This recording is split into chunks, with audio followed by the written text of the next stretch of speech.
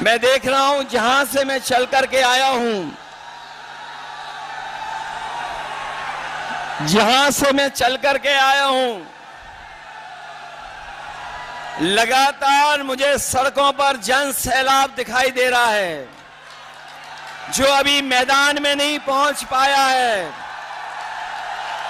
इस मैदान में जहां पंडाल है, पंडाल के बीच मुझे लोग दिखाई दे रहे हैं।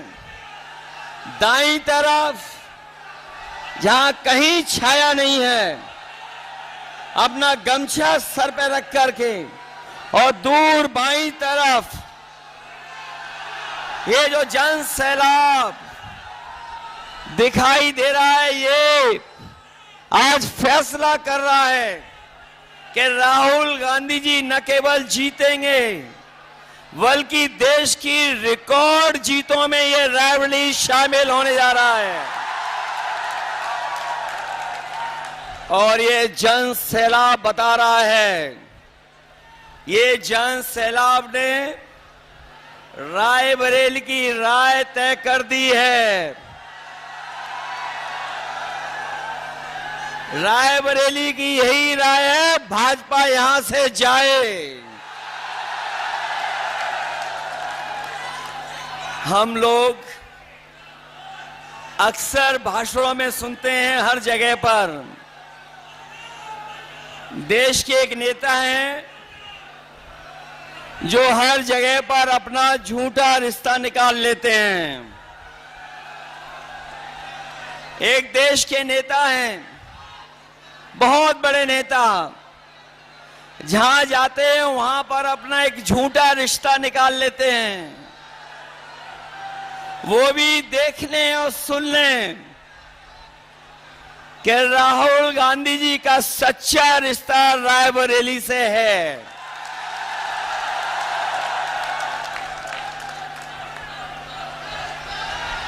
ये रायबरेली से सच्चा रिश्ता है।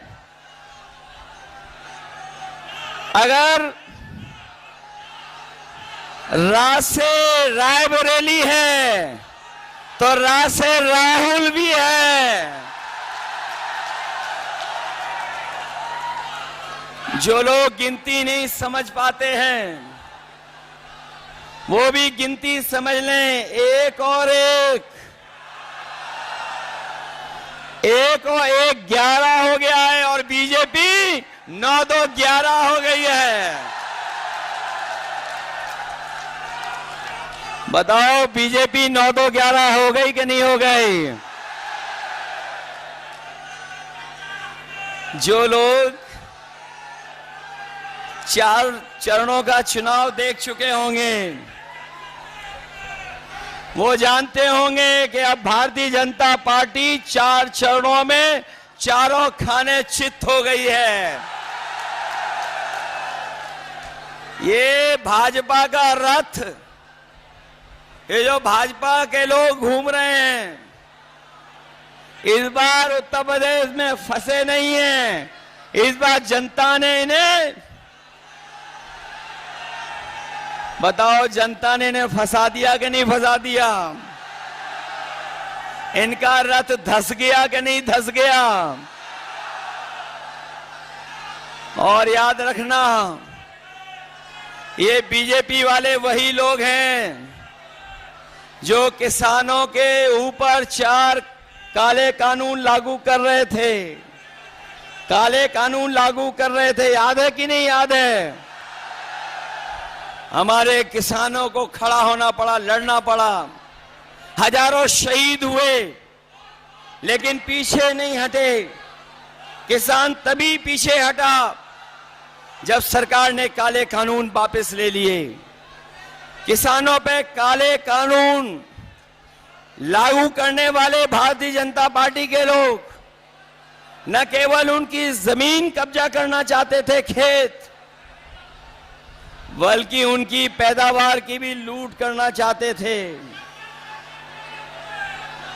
ये किसानों को आय दुगुनी की बात कहने वाले लोग, किसानों को आय दोगुनी का वादा करने वाले उनकी हर बात झूठी निकली कि नहीं निकली?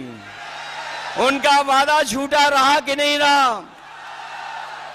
और न केवल इन्होंने किसानों को धोखा दिया, बल्कि यहां एक एक नौजवान जानता होगा कि अगर वो तैयारी करके परीक्षा लिखने गया, उन परीक्षाओं के पेपर लीक करा दिए, पेपर रद्द कर दिया। और याद रखना नौजवानों, इन्होंने जानबूझ करके पेपर लीक कराए हैं, और इसलिए कराए क्योंकि नौजवानों को इन्हें नौकरी न देनी पड़ जाए। हर परीक्षा का पेपर लीक हुआ, और एक परीक्षा का नहीं, 10 से ज्यादा परीक्षाओं के पेपर लीक करा दिए। न केवल हमारे नौजवानों की नौकरी छीनी है, बल्कि 10 साल में हमारे नौजवानों का 1/3 जीवन इन्होंने बर्बाद किया है। बताओ, 1/3 जीवन बर्बाद हुआ कि नहीं हुआ? इसलिए इस चुनाव में सावधान होकर